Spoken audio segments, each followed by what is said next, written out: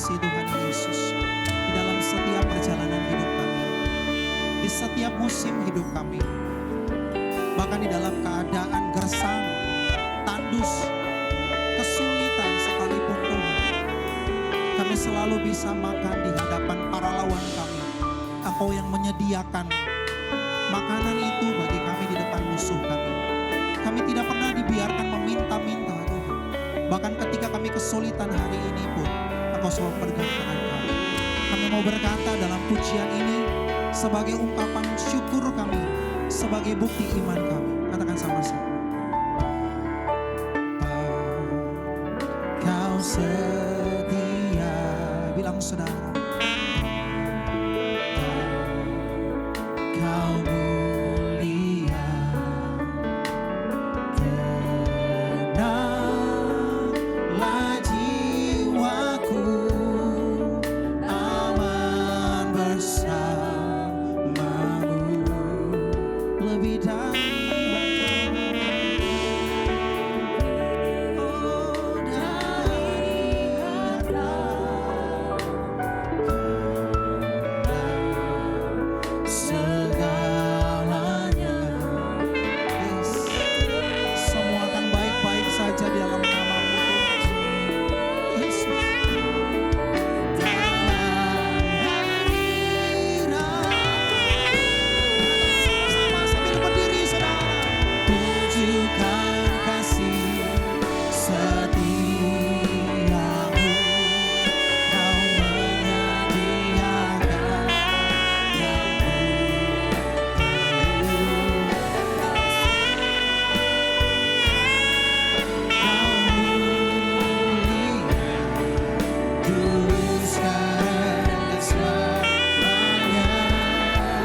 tunjukkan kasih setiamu. Haleluya, setiamu kau menyediakan yang ku perlu. Kau setia, kau mulia Bapa, kau setia. Setia, kau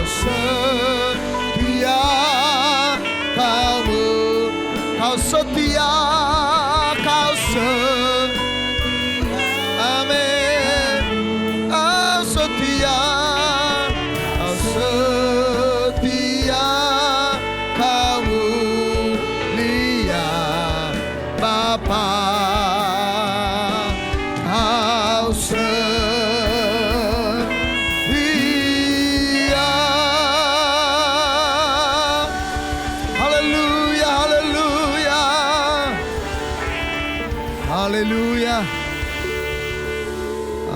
kami tahu kami ada hari ini itu karena Tuhan yang setia dengan hidup kami.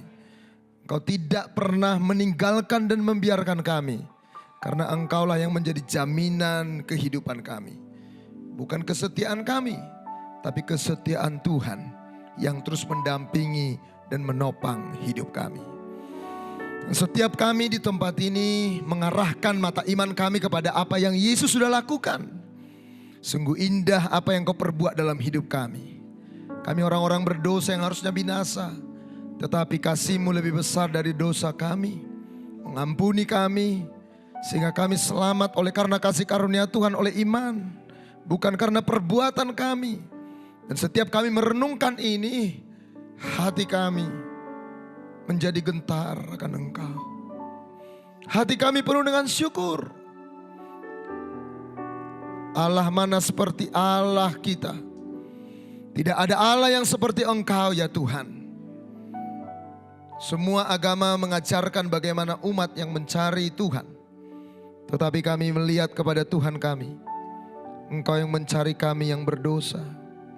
Bahkan ketika manusia Adam dan Hawa jatuh dalam dosa, mereka bersembunyi, tapi Tuhan mencari di manakah Engkau.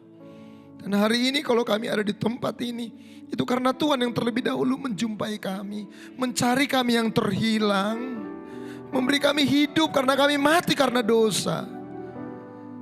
Karena itulah hari ini pun kami datang dan mendengarkan Gembala Agung berbicara kepada kami. Kau yang berkata, domba-dombaku mendengar suaraku. Biarlah hamba-Mu yang ada di depan ini tidak memperdengarkan suaraku sendiri. Tetapi biarlah aku menunjukkan keindahan Kristus. Biarlah suara Sang Gembala yang kuperdengarkan. Kami membutuhkan Engkau. Biarlah kemuliaan-Mu ditunjukkan. Pakailah hamba-Mu yang terbatas ini untuk menunjukkan Allah yang tak terbatas. Pakailah hamba-Mu untuk menunjukkan kemuliaan-Mu. Dan biarlah gereja-Mu di tempat ini semakin melihat Kristus yang indah, Kristus yang berharga, Kristus yang mulia. Dan itulah yang mengubahkan hidup kami. Kami berubah bukan karena peraturan, kami berubah bukan karena takut, tetapi karena kami kagum kepada Tuhan yang begitu indah. Beberapa menit kami mendengarkan Engkau berbicara, kami tidak mau diganggu apapun. Karena kami tahu Bapa kami sedang berbicara kepada kami. Dan biarlah semua gangguan yang bisa mengganggu kami abaikan dan kami mendengarkan Engkau berbicara. Dalam nama Yesus kami berdoa. Yang siap diberkati firman, sama-sama katakan amin. Mari kita berikan tepuk tangan yang terbaik buat Tuhan kita. Haleluya, haleluya. Jangan duduk dulu Bapak Ibu ya, jangan duduk dulu kan. Nanti saya lama berdiri, Bapak Ibu lama duduk kan gitu saudara ya. Jadi kalau agak lama sedikit berdirinya nggak apa-apalah ya. Shalom semuanya. Iya. Tadi pas tepuk tangannya udah bagus, tapi kalau ditambah senyum ya kelihatan langsung bibitnya, ada giginya dikit senyum gitu, itu lebih enak dilihat. Karena tadi tepuk tangan tapi rada curiga saudara-saudara ya. Ya gitu ya. Coba senyum dulu depan belakang kiri kanan. Ya, sekarang berikan tepuk tangan. Ya, amin. Ya. Saya percaya setiap Anda tepuk tangan itu bukan karena akhir doa, akhir lagu, udah jadi kayak otomatis saja. Tapi tepuk tangan saudara itu sebagai rasa syukur saudara. Dan harusnya terekspresi dari apa? Wajah. Amin saudara, setiap Anda tepuk tangan Anda menunjukkan keindahan Kristus, anugerah Tuhan dalam hidup saudara. Sehingga apa? Cantik gantengnya itu pas dipoto malaikat dapat saudara-saudara ya. Keren. Silakan duduk Bapak Ibu yang dikasih Tuhan. Tuhan berkati kita semua.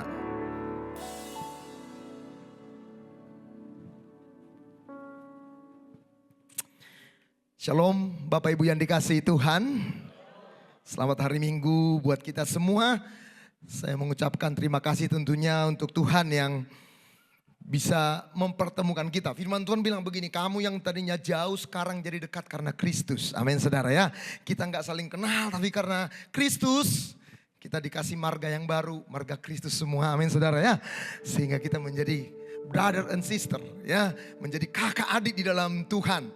Sehingga saya nggak merasa jauh, Saya nggak merasa asing di tengah saudara. Amin Bapak Ibu. Jadi nanti kalau kita ketemu entah di mana, saudara bisa menyapa ya. Ya, nama saya Joel Manalu. Manalu itu dari Betawi, saudara-saudara ya. Manalu kan gitu saudara. Ya, saya lahir dan besar di satu kota, kami suka sebutnya Toronto, saudara-saudara, Tarutung, saudara-saudara kan. Saya dari Tarutung, ya itu daerah Tapanuli Utara. 95 tamat SMA saya kuliah ke Jakarta di STT Bethel Indonesia, di Seminari Bethel dari 95. Jadi sampai sekarang saya ada di tepatnya sekarang tinggal di Gading Serpong Tangerang, menggembalakan jemaat juga di sana. GBI New Life Community yang ada di Gading Serpong Tangerang. Puji Tuhan tahun 2006 akhirnya ada juga yang mau sama saya, saudara-saudara ya. Saya sudah menikah ya. Anak saya paling besar kelas 3 SMA, ya namanya Joanne. Yang kedua ya Josephine, ya jadi Joanne ya, anak perempuan, ya kemudian yang kedua seorang anak wanita, ya yang ketiga Joyce, seorang anak buru-buru bahasa Batak bilang saudara. Ya, Sami Mawon saudara ya. Jadi Joanne, Josephine, Joyce. Papanya Joel, maminya June, 5G saudara-saudara ya. Karena kami cinta Jesus, haleluya, amin saudara. Cinta kali sama Jesus ini kan. Nah, terima kasih untuk Pastor Roy dan juga Pastor Imelda dan juga ya sahabat saya. Ya Bang Reston yang bisa lewat mereka bisa kita ketemu hari ini. Sekali lagi terima kasih untuk kesempatan yang berharga ini. Setiap kesempatan membawa firman sesuatu yang indah buat saya. Karena saya tidak sedang menunjukkan diri saya. Saya justru gak ada apa-apanya. Tapi saya sedang menunjukkan keindahan Kristus di tengah saudara. Supaya saudara melihat betapa indahnya Tuhan yang sudah mengasihi saudara. Menyelamatkan saudara. Baik, hari ini saya akan bicara tentang proses perubahan. Siapa yang ingin berubah? Angkat tangan tinggi-tinggi. Biar dipoto malaikat saudara-saudara. Amin. Iya. Semua kita ingin berubah. Ya. Karena memang perubahan itu hal yang sangat esensi dalam kekristenan. Dan arah perubahan harus jelas. Arahnya kemana? Keserupaan dengan Kristus. Itu arah perubahan. Hari ini kita akan membahas 3 hal. Apa itu sifat perubahan? Jadi saudara tahu dulu apa sifatnya. Apa itu pola perubahan? Dan bagaimana proses perubahan terjadi. Ya, kadang-kadang kan kita langsung proses gitu ya. Kita gak kenali sifatnya seperti apa sih perubahan dalam roh itu, dalam Kristus itu. Kita gak tahu polanya seperti apa. Jadi kadang-kadang ya gak jelas juga arah perubahannya kan gitu saudara ya. Jadi kita mau lewat firman ini punya kejelasan arah perubahan kita. Yang setuju katakan amin. Mari kita buka Alkitab kita dari kitab Galatia pasalnya yang kelima. Ayat 16 sampai 18 kemudian 22 sampai 25. Kitab Galatia pasalnya yang kelima. Galatia 5 itu dekat Galatia 4 saudara-saudara ya.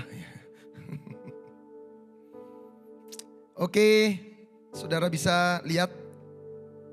Saya sudah taruh ayatnya di sana. Saya minta Bapak Ibu yang baca ya, amin. Atau gimana, saya yang baca, Bapak Ibu menjelaskan gimana kira-kira. Ya kan, lebih susah menjelaskannya.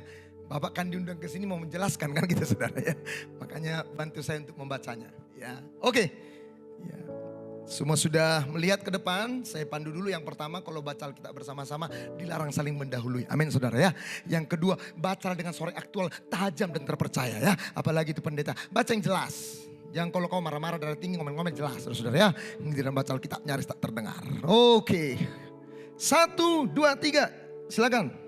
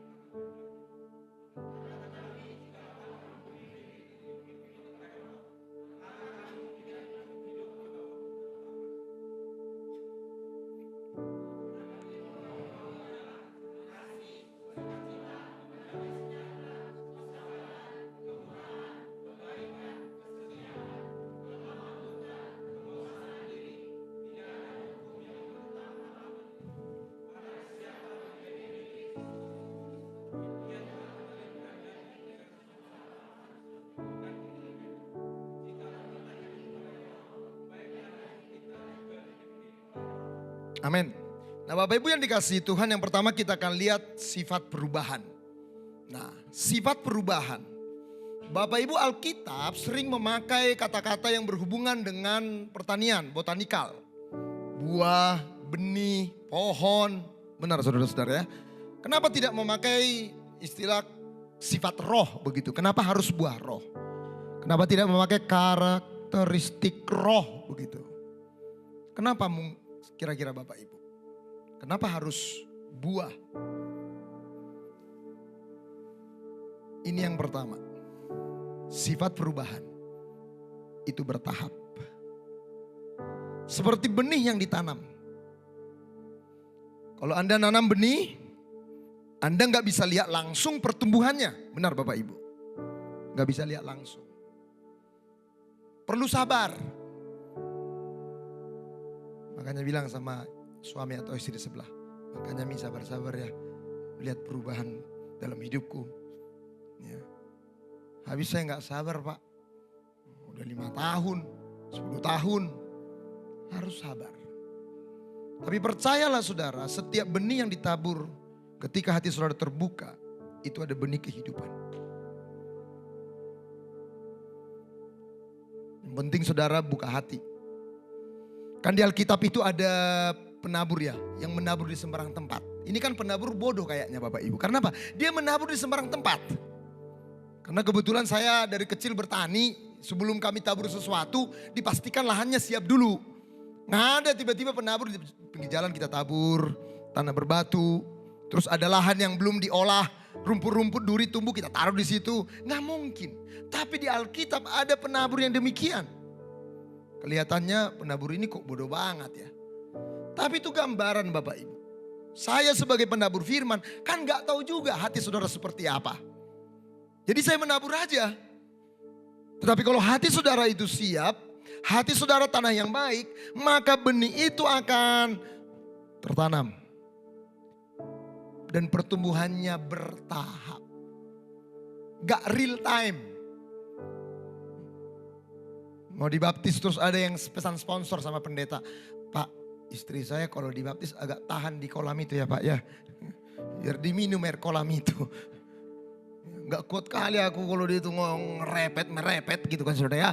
Kalau dia udah ngoceh itu waduh. Dari terbit matahari sampai masuknya. Makanya kalau Bapak lihat aku pulang malam itu gak lemburnya Pak. Cuma aku keliling tol lah, keliling Jakarta supaya tidur dulu dia. Ya. Udah jam 11 kukur-kukur, keker-keker udah tidur kan gitu kan. Baru pulang aku. Itu pun Pak udah tidur dia masih merepet waktu tidur itu saudara. Jadi tolong nanti pas dibaptis Pak agak ditahan lah sedikit. Barang 1 menit gitu kan saudara. Supaya terlihat perubahan itu. Ya gak bisa Bapak Ibu. Anda mengharapkan perubahan yang instan gak bisa. Perubahannya bertahap seperti benih yang ditanam. Gak kelihatan. Waktu Anda lihat anak saudara tidur, apa Anda lihat dia bertumbuh tambah panjang? Kan enggak. Anda lihat anak saudara tengah malam tiba-tiba tambah panjang. Seminggu lagi Anda lihat tambah panjang lagi. Itu bukan anak saudara, siluman. Saudara. Perlu dibangunkan, jangan-jangan siluman itu. Tapi anak kita pasti bertumbuh dan dia bertumbuh secara bertahap, nggak kelihatan. Pas dia jalan sama anak saya, jalan sama istri saya, Kak kamu udah lebih tinggi dari mami loh. Pertumbuhannya ada tapi bertahap. Jadi jangan bilang percumanya ke gereja Pak. Loh kok percuma ke gereja? Kayaknya nggak ada yang kelihatan, belum kelihatan. Makanya jangan bilang sama suami, percuma kok ke gereja. Nggak percuma Bapak Ibu. Yang penting jangan ngantuk kok di gereja. AC-nya dingin bata boba tidur. Enak kali ini AC-nya ini. Di rumah panas, lagi musim panas. Ke gereja enak tidur gitu kan.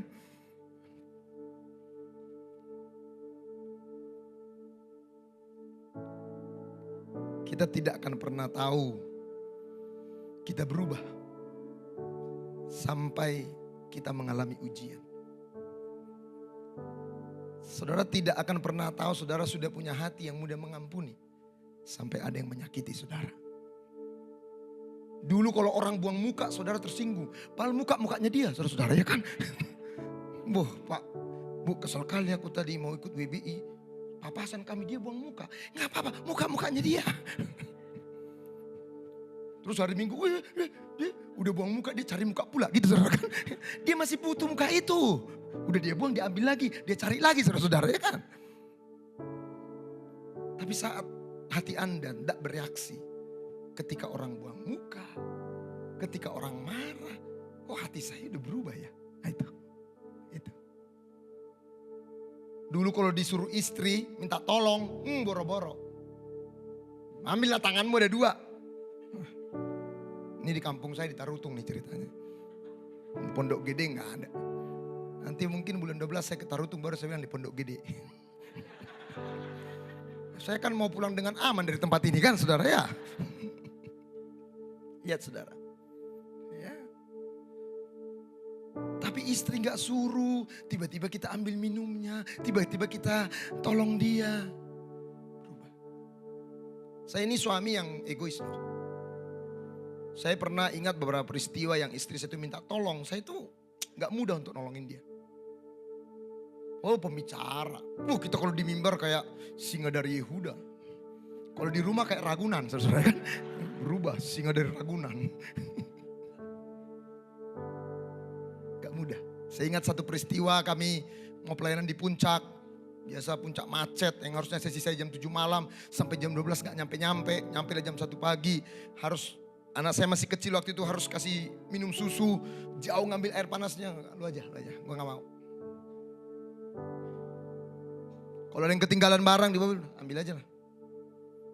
Sampai satu hari saudara-saudara, istri saya mau ambil tasnya ketinggalan di gereja di lantai atas gitu ya. Mau kemana? Atas, udah kamu sini aja.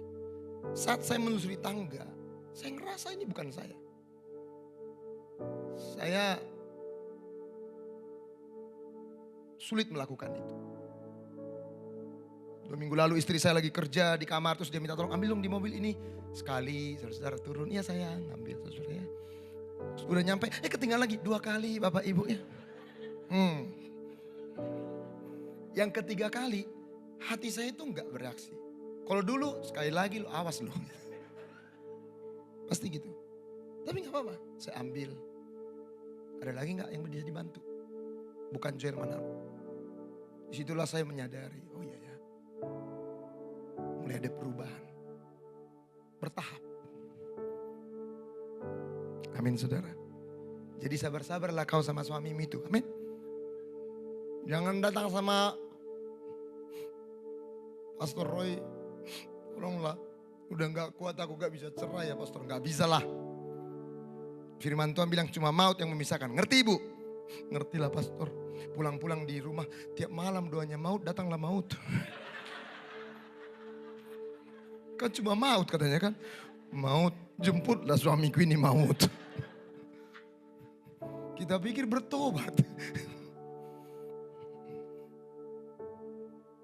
Memang rumah tangga itu rumit Bapak Ibu ya. Kalau sederhana namanya rumah makan ya. Ada rumah makan sederhana Padang. Ya, rumah tangga itu rumit. Butuh sabar. Prosesnya bisa cepat, bisa lambat. Jadi bertahap. Ya, dan ini bukan cuma sekedar buah. Saudara tahu ya, ada biji seperti korma dulu kalau ditanam di padang pasir itu, nutupnya itu nggak pakai tanah atau pasir. Karena di padang gurun itu badai bisa datang, itu keangkat lah, nggak bisa tumbuh. Tutupnya pakai batu. Tapi biji yang kecil itu, dia bisa ngangkat itu batu itu. Punya kekuatan. Apalagi ini bukan benih biasa, ini buah dari benih Kristus, dari Roh Kudus, buah roh saudara-saudara. Dan kalau Anda lihat sebenarnya Roma 22 itu merujuk kepada Roma 1, Roma 5 ayat 1-5. Jadi Tuhan sudah memberikan ketika Anda dilahirbarukan oleh Roh Kudus, dalam diri Anda ada Roh Kristus. Dan ketika Roh Kristus itu diinstal dalam diri saudara, ingat, kita ini bukan orang jahat berubah jadi baik. Agama itu mengubah yang jahat jadi baik, yang baik makin baik. Bukan, kita mati karena dosa. Kita tidak ada di laut yang hampir tenggelam dan teriak help, help. Sehingga Tuhan melemparkan pelampung dari sorga untuk narik saudara. Tapi Anda di dalam dasar laut yang dalam, saya dan saudara mati karena dosa. Tuhan datang nyemplung dan dia angkat saudara, dia hidupkan saudara. Sehingga Anda hari ini di tempat ini bukan karena Anda, tapi Tuhan yang memilih saudara. Bukan saya, tapi Kristus yang memilih saya. Karena kita mati. Pernah lihat orang mati kau ngomongin tersinggung? Yang bapak ini kurang ajar. Apanya kau bilang gitu. Mati. Tapi Kristus datang menghidupkan kita. Dia beri rohnya di hati dan hidup saudara. Sehingga lihat, tapi itu perlu dikeluarkan gitu loh. Buah itu perlu dilihat, dipertunjukkan. Sudah ada.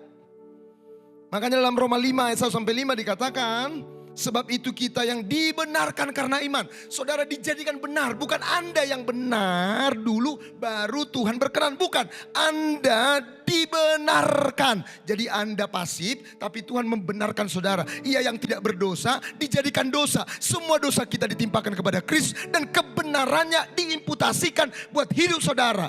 Sehingga Allah melihat saudara sebagai orang yang benar. Bukan karena kebenaran saudara, kebenaran Kristus yang ditaruhkan buat saudara.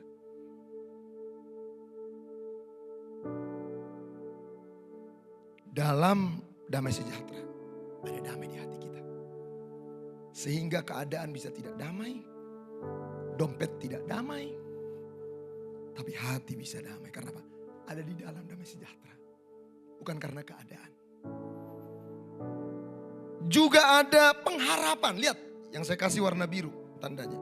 Ada ketekunan, ada tahan uji.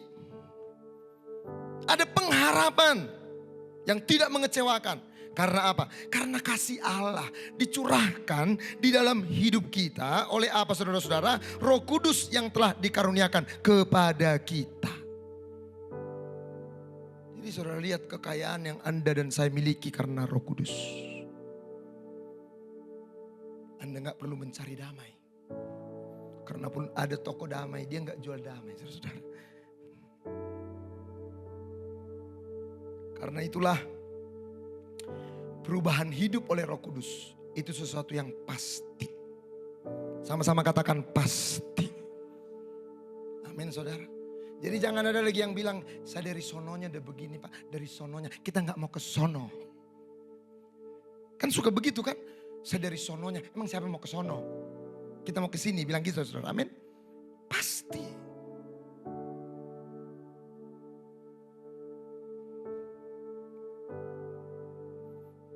Coba katakan, saya pasti berubah. Amin. Saudara pasti berubah bukan karena tekad saudara. Kita ini kan tekadnya banyak banget. Apalagi kalau awal tahun banyak kali resolusi. Diet. Kan gitu kan. Mau nge-gym jalan pagi. Dilakukanlah 2 bulan. Bulan ketiga sudah lupa. Makanya siapa yang paling suka membohongi diri kita? Ya diri kita sendiri. Jadi pasti bukan karena tekad, bukan karena saya harus gigi, bukan. Karena Roh Kristus dalam hidup saudara.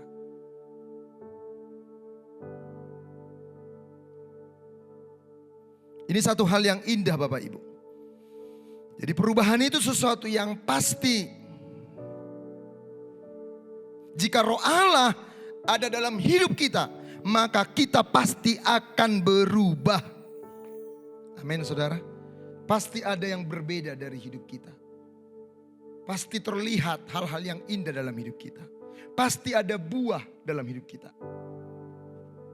Martin Luther mengatakan kita diselamatkan hanya oleh iman. Betul. Anda selamat oleh karena kasih karunia, oleh iman. Bukan plus pelayanan, plus doa, plus persembahan. Bukan. Keselamatan Anda itu sudah sempurna dalam Kristus. Saudara selamat hanya karena kasih karunia oleh iman. Titik. Kalau yang sempurna ditambah-tambahin jadi gak sempurna. Mona Lisa contohnya ya, udah bagus lukisannya. Terus tambah-tambahin alisnya. Terus tambah kumis. Malah rusak. Tapi karena anugerah yang begitu indah lah yang mendorong saya melayani. Saya nggak mungkin nggak melayani. Sehingga saya melayani bukan untuk mendapatkan sesuatu. Tapi rasa syukur saya karena apa yang Tuhan sudah perbuat dalam hidup saya. Karena anugerah itulah pemberian Kristus yang begitu indah. Sehingga saya membawa persepuluhan saya. Bukan untuk diberkati. Tetapi karena saya tahu Tuhan sudah memberkati hidup saya. Saya membawanya dengan sukacita. Saya berdoa bukan supaya Tuhan berkenan. Karena saya berdosa jahat, tapi Tuhan berkenan kepada saya. Sehingga saya berdoa dengan sebuah hubungan Bapa dengan anak. Saya diangkat jadi anaknya. Bukan membuat saudara jadi gak berdoa, jadi gak memberi. Selalu ada dua musuh nih Bapak Ibu yang dikasihi Tuhan. Musuh kasih karunia, musuh Injil. Orang legalis. Semua dikerjakan pakai karena hukum. Kamu harus gini loh supaya Tuhan berkenan. Kamu harus gini loh supaya Tuhan. Tapi ada orang-orang hyper grace. Yang grace-nya kebablasan. Udah kita udah diselamatkan bro. Sehingga apa? Hidup mereka itu apa? Antinomos. Tahu nomos ya? Anti hukum. Gak ada hukum lagi. Ada, hukumnya cuma beda. Hukum yang memerdekakan. Aneh memang. Hukum kasih karunia. Sehingga hukum itu bukan lagi sebagai aturan. Bukan lagi tuntutan. Tapi jadi tuntunan buat saudara. Bangsa Israel keluar dari Mesir. Baru di tengah jalan dikasih hukum. Bukan nuntut mereka. Kalau dikasih hukum supaya bisa keluar. Mungkin gak ada yang bisa keluar. Tapi diselamatkan dulu mereka. Baru dalam perjalanan iman. Ada tuntunan Tuhan. Yang menuntun hidup mereka. Sehingga gak liar. Jadi jelas di sini Bapak Ibu ya. Supaya saudara bisa mengerti. Karena ada orang berkata kita harus diselamatkan. Betul. Karena kasih karunia. Tapi gak cukup. Harus tambah ini. Seperti apa? Orang-orang Yudaizer. Di kitab Galatia, di kitab Roma. Harus sunat. Harus hukum Taurat. Harus ini. Harus yang lain. Kamu tetap lakukan itu. Bukan untuk mendapatkan keselamatan. Lensanya udah beda. Kacamatanya beda. Motivasinya beda. Amin Bapak Ibu. Martin Luther mengatakan kita diselamatkan oleh iman. Tetapi iman yang menyelamatkan tidak pernah sendirian. Kita tidak diselamatkan oleh perbuatan. Tetapi jika tidak ada perbuatan pasti ada yang sesuatu yang keliru dengan iman. Kalau nggak ada buahnya, jangan-jangan bukan iman yang benar yang Anda imani itu. Jangan-jangan bukan kasih karunia dari Tuhan tuh. Karena kasih karunia yang benar itu pasti menghasilkan buah. Pasti ada perbuatan-perbuatan yang ditunjukkan karena anugerah Tuhan tersebut. Kita tidak diselamatkan oleh buah. Perhatikan. Next. Namun diselamatkan oleh karena kasih karunia. Oleh iman. Namun iman sejati yang lahir dari kuasa Roh Kudus pasti akan melahirkan buah yang nyata. Jadi terlihat ada buah-buah yang nyata. Ada buah, pertobatan, perubahan. Amin saudara. Karena apa? Kasih karunia itu bukan cuma menyelamatkan saudara. Bukan cuma pintu masuk untuk menerima keselamatan. Tapi kasih karunia itu juga mendampingi perubahan-perubahan hidup yang akan Roh Kudus kerjakan. Keselamatan kasih karunia itu juga menyelesaikan bagi Anda. Dia yang memulai pekerjaan yang baik, ini keselamatan. Dia meneruskan keselamatan juga dalam pengudusan saudara. Kemudian menyelesaikan keselamatan dalam kemuliaan. Kita dibenarkan, dikuduskan, dimuliakan. Amin saudara. Justification, sanctification, glorification. Keselamatan bekerja di semua itu. Keselamatan itu bukan pintu masuk. Kamu sudah diselamatkan ya. Sekarang jalani imanmu. Kamu kan sudah terima keselamatan. Ayo berjuang dengan kekuatanmu sendiri. Ayo berusaha. Timothy Keller mengatakan keselamatan ini bukan cuma A, B, C dari kekristenan. Tapi A sampai Z dalam kekristenan.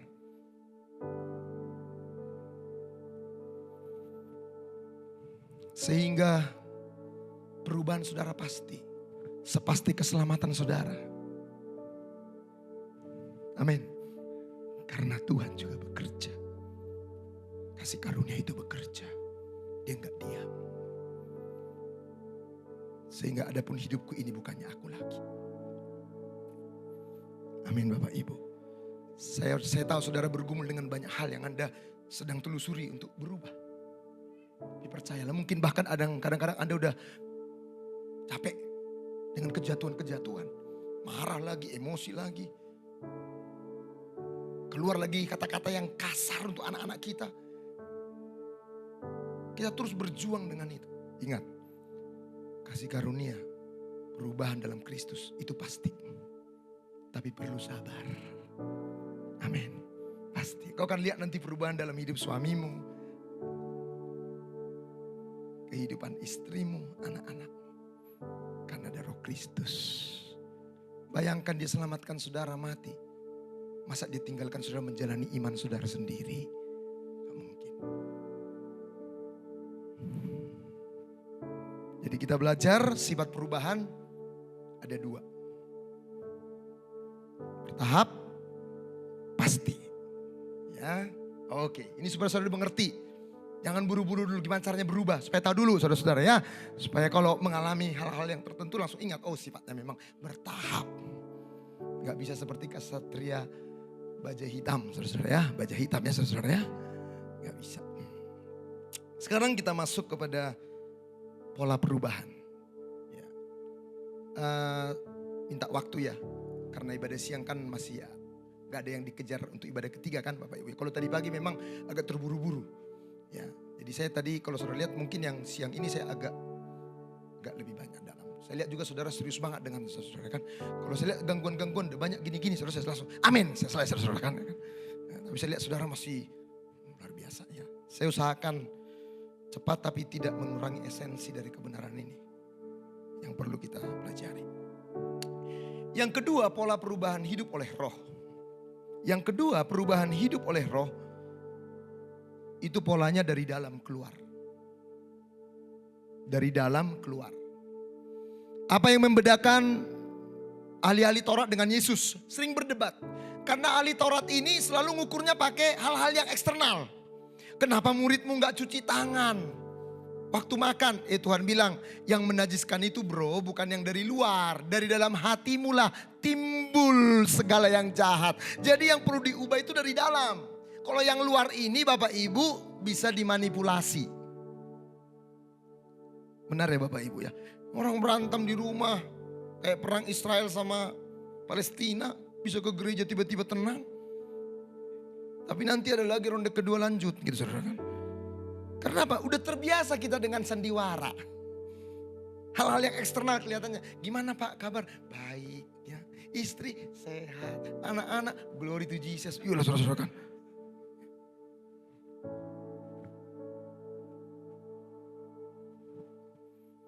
Perubahannya sangat organik dari dalam. Ini yang perlu ditelusuri di dalam nih. Kalau Anda marah. Kenapa kalau Anda lihat tetangga punya mobil baru. Anda terganggu. Itu semua reaksi luar, itu cuma hal-hal yang ditelusuri, kalau kita telusuri itu di dalam terganggu. Benar ya? Kenapa Anda waktu disalam, orang gak lihat Anda tersinggung? Hah? Itu saya katakan tadi saudara-saudara, orang buang muka. Itu karena apa? Ada berhala tertentu, pengakuan. Anda maunya diakui, makanya pelayanan kalau gak diakui, emang cuma di sini gereja. Gue gak mau lagi di sini. Kalau Anda panitia Natal capek-capek kerja, tiba-tiba nama saudara lupa disebut. Coba marah. Marah itu cuma reaksi yang ada di dalam. Dari dalam hatimu lah kata Tuhan. Makanya kalau kebaktian, jangan cuma bangsa ini memuliakan aku dengan bibirnya kata Tuhan. Tapi hati itu loh. Telusuri hati kita itu. Kenapa saya kesinggung ya? Langsung ditelusuri ke hati. Habis istri saya sih, istrimu itu cuma dipakai Tuhan untuk menunjukkan apa yang di dalam. Jadi peristiwa itu gak masalah, diizinkan Tuhan. Untuk apa? Melihat apa sih yang di dalam. Kalau saudara lihat tanah ini ya, ini tanah kosong. Terus dibangun. Itu namanya pertumbuhan mekanik. Digambar, cepat jadinya. Tapi organik itu susah. Makanya seperti tadi Bapak Ibu. Karena itu Bapak Ibu, aktivitas kegiatan itu bukan tanda berbuah. Saya ulangi saudara-saudara. Aktivitas ibadah, pelayanan itu bukan tanda berbuah. Dalam Matius dikatakan begini, Matius pasal 7. Lihat ya. Jadi dari apa dikatakan, buahnya lah kamu mengenal mereka. Kemudian ayat 21 sampai 23 dideskripsikan apa itu yang tidak buah. Karena mereka merasa itu buah. Ngusir setan, bernubuat, nyembuhin orang. Tapi Tuhan bilang apa? Aku gak kenal kamu.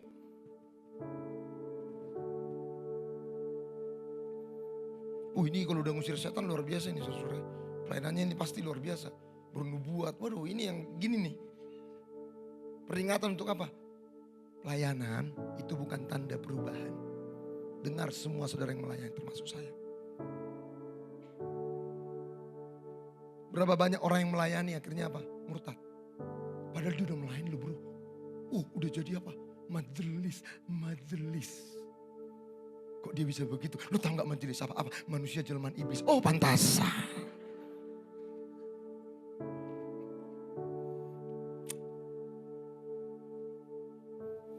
Next, orang yang melayani atau orang yang pelayanan belum tentu lahir baru dan berbuah. Lah orang sekarang yang pelayanan aja katanya teman saya bilang cerita kemarin. Yang pelayanan apalagi sekarang butuh pemusik itu gereja-gereja kadang-kadang apa? Ya agamanya juga bukan cuma Kristen Pak. Yang penting hari Minggu main. Coba. Makanya kadang-kadang perlu direnungkan gereja ini industri atau ministry. Perlu direnungkan gereja itu industri atau ministry. Tetapi orang yang lahir baru pasti berbuah, pasti melayani Tuhan. Amin Bapak Ibu. Jadi perubahan dari dalam. Telusuri. Kenapa kalau gaji istrimu lebih tinggi, kamu mulai terganggu. Bukan cuma beda pendapat yang jadi masalah, beda pendapatan pun jadi masalah. Oh iya kan, gaji istri lebih tinggi, kenapa saya harus marah? Tanya hatimu. Oh ternyata apa? Ada berhala kontrol, kau mau menguasai semua, kau mau mengendalikan. Makanya di pelayanan kadang-kadang lihat ya, udah pelayanan tapi berhala-berhalanya masih dilayani. Makanya itu bahaya sekali Bapak Ibu. Ada beberapa buku yang saudara bisa baca tentang berhala-berhala apa yang Anda sembah. Tuhan bilang begini, jangan ada padamu Allah lain di hadapanku. Artinya gini, bukan berarti kamu gak nyembah Tuhan, kamu pasti nyembah sesuatu. Tapi jangan-jangan waktu kamu nyembah Tuhan, kamu juga nyembah yang lain, itu persoalannya. Makanya dikatakan, jangan ada padamu Allah lain. Ada Allah yang kamu sembah, tapi pastikan cuma satu Allah. Kamu gak menyembah Allah pelayanan, kamu gak menyembah Allah penerimaan, kamu gak menyembah Allah pengakuan, kamu gak menyembah Allah kontrol, Allah penampilan, Allah kenyamanan, saudara-saudara.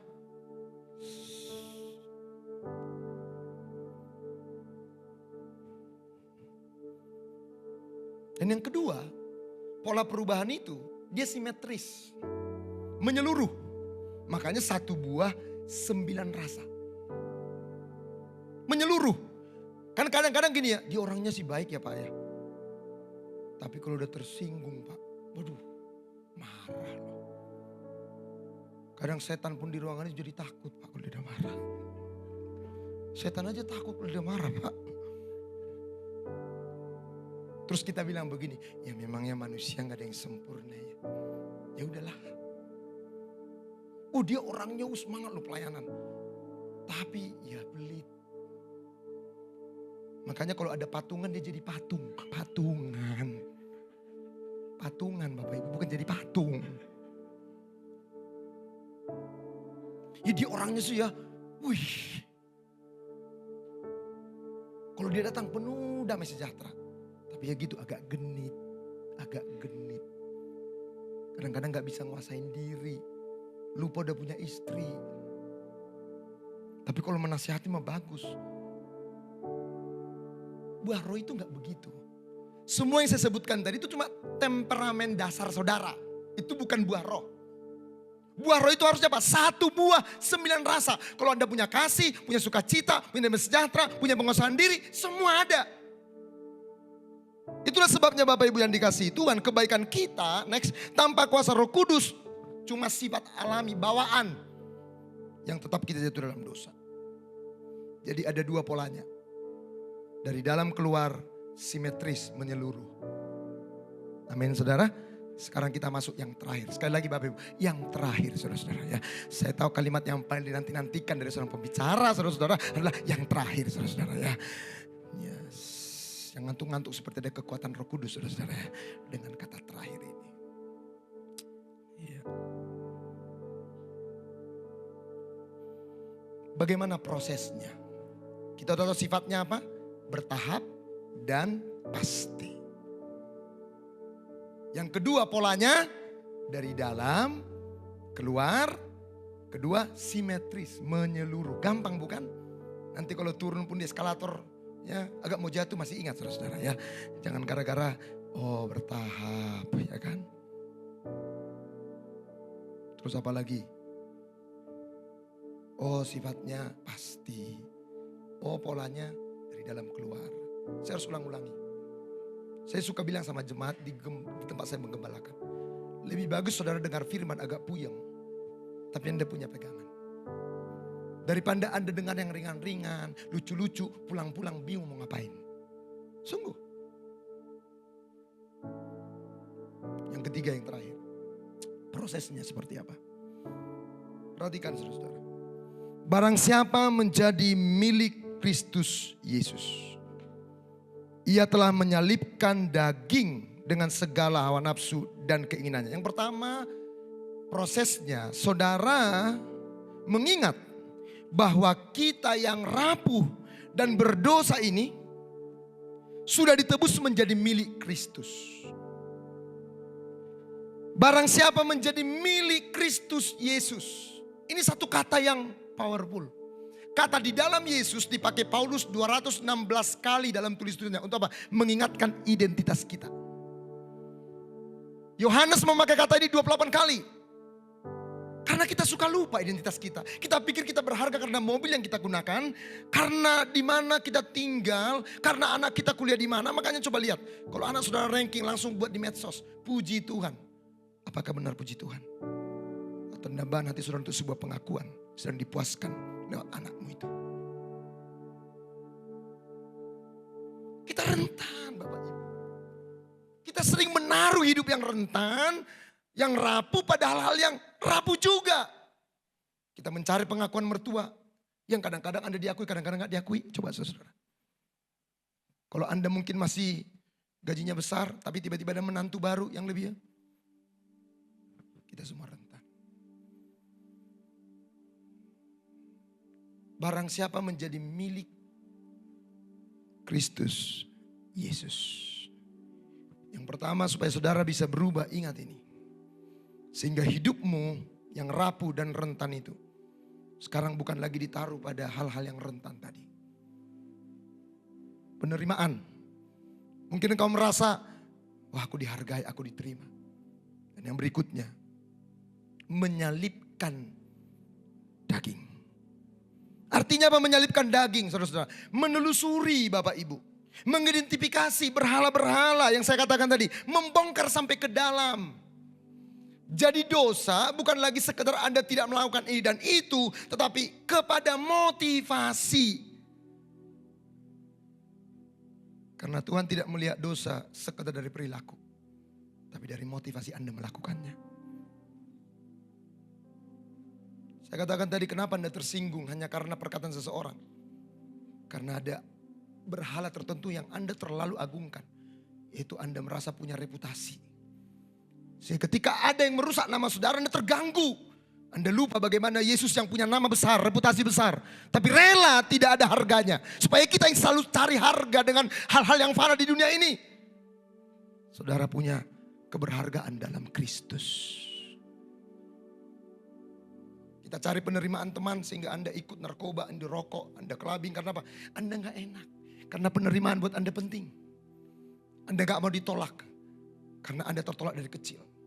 Anda lupa Yesus yang harusnya diterima oleh Bapa. Tapi Allah memalingkan muka. Supaya kita orang-orang yang harusnya ditolak. Mengalami penerimaan yang sempurna di dalam Kristus.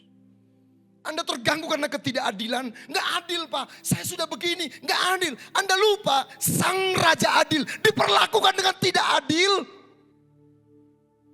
Supaya saudara kita ini semua ini yang berusaha mencari keadilan. Kita bisa tetap tenang di tengah ketidakadilan yang kita alami karena melihat kepada Kristus itu sendiri. Dia hidup. Hidup selamanya. Tapi rela mati. Supaya kita yang cari hidup ke tempat-tempat yang lain itu. Kita merasa kalau gaji kita sekian, kita merasa hidup. Kita merasa kalau pelayanan kita di gereja ini, kita merasa lebih hidup. Kita merasa kalau saya diundang pelayanan di tempat lain yang gerejanya besar, saya merasa itu hidup saya. Itu rentan, itu fana. Saya punya berhala. Pengakuan, penerimaan. Saya tadi cerita pagi kan. Saya 1 tahun pernah khotbah diundang di gereja yang hari Jumat aja udah langsung ditanya, Pak mau disiapin makan apa? Hari Minggu vale. 2 yang kawal, masuk ruang VIP. Toiletnya aja gak sembarangan. Toilet ruang Maha Kudus, saudara ya kan. Turun-turun dari mimbar, asir itu langsung anduk dingin. Pulang-pulang tenteng ada yang kawal. Berbulan-bulan. Saya merasa, wow. Satu waktu saya khotbah di Kelapa Gading. Gereja ruko, 3 ruko. Mutar-mutar cari parkir. Saya bilang sama istri sebelah saya. Ini gereja ya. Gak niat undang pembicara nih. Parkir aja gak disiapin. Istri saya tiba-tiba nyeletuk. Emang kamu siapa? Malu saya Pak. Untung istri saya dipakai Tuhan. Kalau dia pakai setan dia bilang begini. Makanya Pi tahun depan gak usah undang. Gak usah terima pelayan dari tempat ini ya. Kalau Bang Reston telepon lagi gak usah terima. Gak menghargai hamba Tuhan. Saya malu Bapak Ibu. Oh ada berhala. Saya bentrok sama anak saya yang remaja. Dia pulang malam hanya karena gak bilang makasih. Sapa saya maki-maki. Sampai saya ketemu, iya ya. Saudara tahu, berhala apa yang Anda sembah itu perlu mesbah, perlu korban. Dan teman saya bilang sama saya begini, puji Tuhan saya punya teman partner untuk memproses ini semua. Dan dia bilang, bro, kalau kamu layani berhala pengakuanmu itu, anakmu Joan akan jadi korban di mesbah pengakuanmu. Kamu akan kehilangan dia. Hanya untuk sebuah pengakuan. Yang sebenarnya kamu sudah terima dalam Yesus. Tapi kamu lupa. Buat saya nangis Bapak Ibu. Dan kalau kamu bisa menang dari berhala itu. Kamu bisa ngobrol sama anakmu dengan baik. Karena itu yang ketiga Bapak Ibu. Bagaimana kita bisa diproses. Lihatlah kepada keindahan Kristus. Yesus itu bukan cuma, Yesus itu indah. Yesus itu berharga. Lihat kepada apa yang dia lakukan. Makanya dikatakan, barang siapa menjadi milik Kristus, ia menyalipkan daging dengan segala keinginannya. Bahasa aslinya epitumia. Saudara itu punya keinginan. Tapi Roh Kudus juga punya epitumia. Roh Kudus, makanya dikatakan di dalam ayatnya yang ke-25, jika hidup kita oleh roh, baiklah hidup kita juga dipimpin oleh roh. Roh Kudus itu akan memimpin saudara melihat kepada perbuatan Kristus, melihat kepada keberhargaan Kristus. Hidupmu berharga bukan karena apa yang kau miliki, bukan karena jabatan apa yang kau punya, tapi karena Kristus. Kalau saudara punya handphone yang mahal, saudara pergi ke mall, Ko, Bang, Anda gak akan gubris. Karena handphone Anda juga udah punya yang paling mahal. Tapi kenapa Anda suka lihat kiri kanan? Handphone kita cuma 1 juta 2 juta. Ada yang lebih mahal di sana. Saudara sadar gak? Bahwa Kristus itu paling mulia, paling berharga. Yang memberi hidupnya buat saudara. Kenapa Yudas bisa menjual Yesus? Karena bagi Yudas Yesus cuma berguna. Kenapa Maria justru memecahkan 300 dinar dibanding 30 keping uang perak? Coba lihat. Karena bagi Maria Yesus itu indah. Berharga. Apapun layak untuk diberikan buat Yesus. Kalau Anda melihat kepada Kristus, epitumia, Anda akan dipimpin Roh Kudus untuk menghidupi apa yang perlu Anda hidupi dalam Dia. Amin Bapak Ibu. Telusuri ya, minggu-minggu telusuri, lihat. Kenapa Anda begitu emosi akan sesuatu? Kenapa Anda punya dambaan tertentu? Kalau aku punya ini, kalau aku pakai ini, sehingga Anda rela cicil barang tertentu. Mahal Anda sampai gak makan, kurang makan hanya untuk mendapatkan barang itu. Itu epitumia. Keinginan Anda yang justru juru selamat palsu. Yang gak pernah bisa memberi kepuasan. Tapi Kristus, Yesus menjadi keindahan buat saya. Sehingga saya punya ketenangan. Damai sejahtera. Selamat hari Minggu. Tuhan Yesus memberkati kita semua. Mari tundukkan kepala saudara. Izinkan Roh Kudus mulai menunjukkan kebenaran di hati saudara. Keinginan-keinginan apa di hati saudara yang selama ini Anda merasa kalau aku punya ini, kalau aku bisa begini, kalau aku begitu, aku bahagia. Itu juru selamat palsu. Yang justru tidak akan bisa mengubahkan hidup saudara. Tapi lihatlah kepada Kristus. Lihatlah keindahannya. Barang siapa menjadi milik Kristus. Saudara dan saya milik Kristus. Sehingga hidupmu berharga bukan karena mobil apa yang kau gunakan. Pekerjaan apa yang kau kerjakan. Bukan karena penerimaan mertua, tetangga, tapi karena Yesus. Minta ampun di hadapan Tuhan.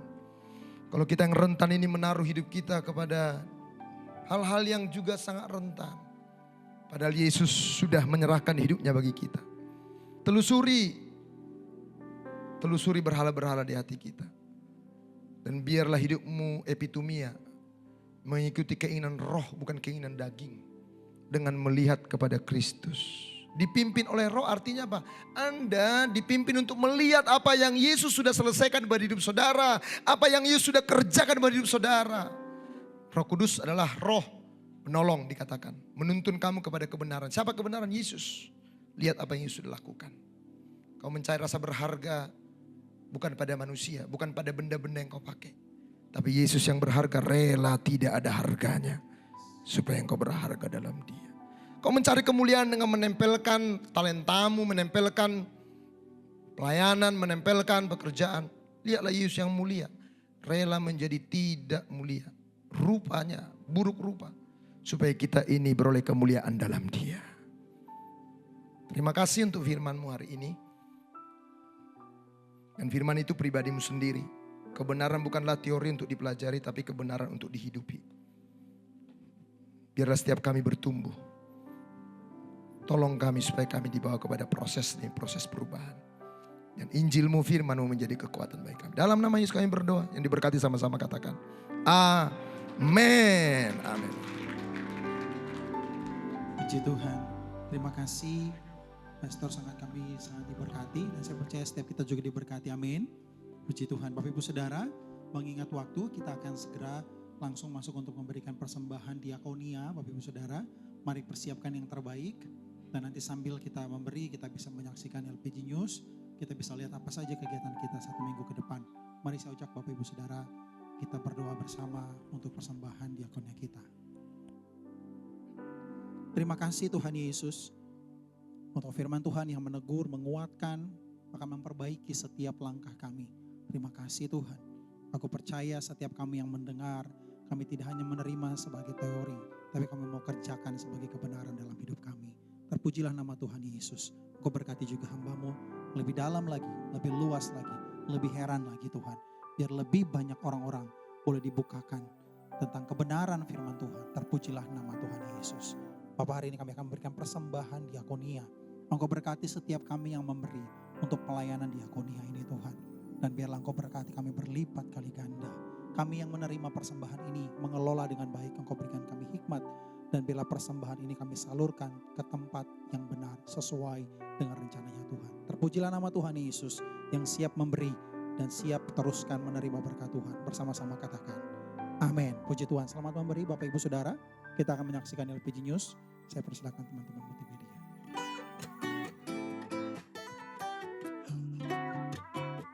Shalom saudara yang terkasih dalam Tuhan. Bersama saya Fatigia, mari kita saksikan LPG News minggu ini. Saudara, melalui doa akan banyak terobosan dan pemulihan bagi kita semua. Kami mengajak Bapak Ibu Saudara untuk bergabung bersama-sama dengan kami di ibadah doa LPG Ministry. Ada 2 kegiatan doa di LPG Ministry. Berikut informasinya.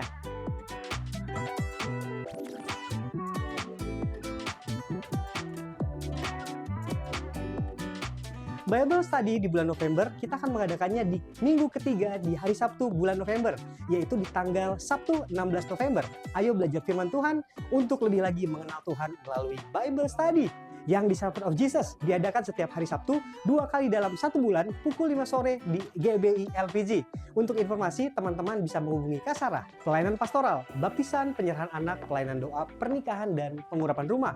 Atau tempat usaha, saudara bisa menghubungi Pak Bobi. Ayo hubungi kami, jangan malu dan sungkan. Kami sangat senang melayani saudara. Saudaraku, follow juga media sosial kami ada di LPG Ministry atau GBI Lewi Pondok Gede. Ada YouTube, Instagram, bahkan Facebook. Dan saudara juga akan sangat diberkati melalui renungan harian yang akan update setiap harinya. Berikut informasinya.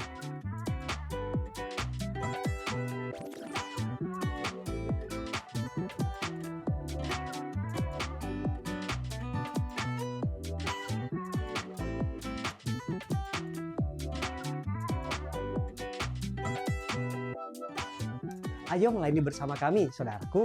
Imam Musik membuka audisi untuk bisa saudara melayani Tuhan dengan talenta bernyanyi, bermain musik, dancer, bahkan main di bidang soundman atau sound system. Ayo hubungi saudara Jerio. Nah, ini dia saudaraku, ada info yang tidak kalah penting. Kami membuka kesempatan bagi Bapak Ibu Saudara yang rindu melayani anak-anak di bidang guru sekolah minggu, pembina GC, pemusik, dan content creator. Dan saudara, ada pengumuman tambahan bagi adik-adik LPG Kids. LPG Kids akan mengadakan Creation Day. Acara ini diadakan bertujuan agar adik-adik dapat mengembangkan life skill, berlatih tanggung jawab, dan membangun kreativitas. Diadakan di hari Minggu, 17 November 2024, pukul 10 pagi di KFC Pondok Gede Parking Area. Dengan aktivitas, ada kitchen tour, ada fried chicken maker, dan juga ada games activity. Dengan biaya Rp40.000 per anak. Dengan Rp40.000, adik-adik bisa mendapatkan KFC meal, fried chicken, rice, and susu, merchandise, apron, dan topi chef. Untuk pendaftaran, Papi Mami bisa menghubungi Kak Farida dan Kak Yunita. Ayo, daftarkan anak Anda. Dan kabar gembira bagi Anda jemaat GBLPG yang sudah tertanam di KUL GBLPG, bahkan mempunyai KKJ, Kartu Keluarga Jemaat. Telah dibuka klinik kesehatan GBLPG. Kami melayani pengecekan kesehatan, tensi darah, gula darah, asam urat, kolesterol, dan konsultasi kesehatan. Diadakan hari ini saudara setelah ibadah kedua GBLPG. Dan ini yang paling penting saudara, layanan ini semuanya tidak dipungut biaya atau gratis. Jadi Bapak Ibu Saudara tidak perlu khawatir. GBLPG, sehat rohani, sehat jasmani. Untuk info KUL, wilayah KUL, dan gembala KUL, saudara bisa melihatnya di layar.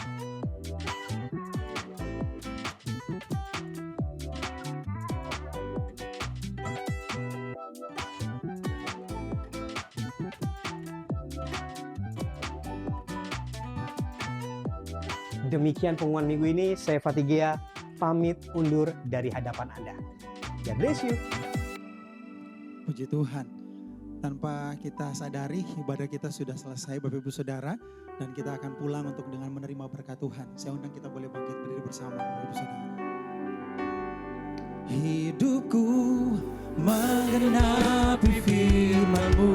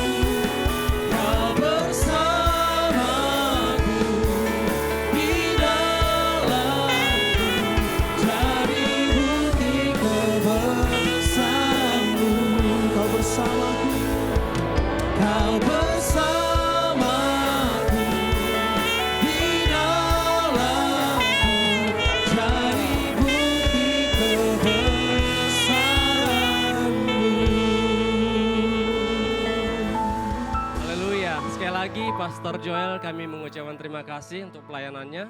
Salam buat tim pelayanan yang ada di BSD. Bapak Ibu Saudara diberkati, amin.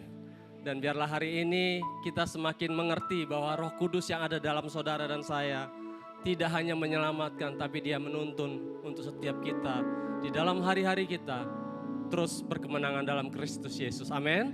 Kita akan berdoa. Bapa, terima kasih, kami bersyukur Tuhan untuk roh-Mu yang Tuhan taruhkan dalam hidup kami.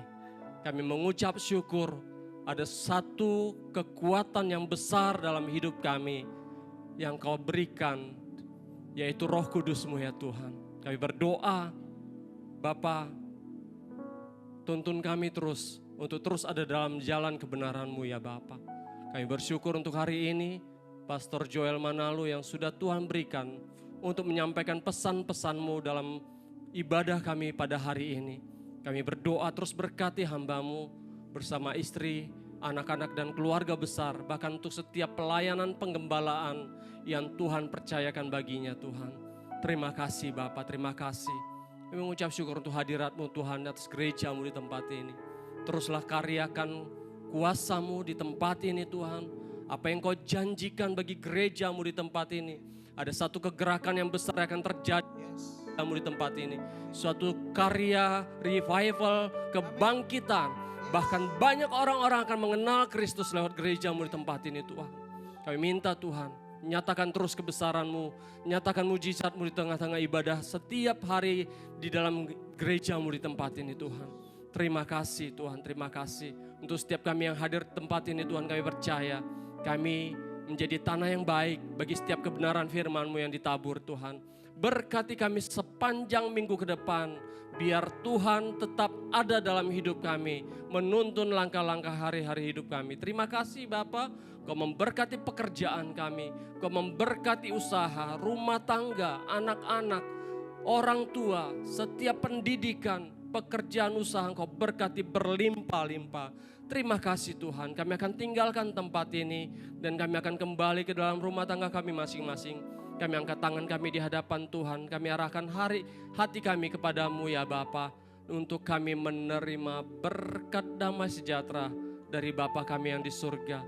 Kasih yang sempurna dari Tuhan kami Yesus Kristus, penyertaan dan pertolongan Roh Kudus akan tetap menyertai setiap kami mulai saat ini sampai selama-lamanya. Semua kita yang terima berkat Tuhan sama-sama katakan amin. Happy Sunday, Tuhan Yesus memberkati berlimpah-limpah. Aku diberkati, aku dilimpahi, karena Allah sanggup untuk menyediakan. Aku diberkati, aku dilimpahi atas sempurna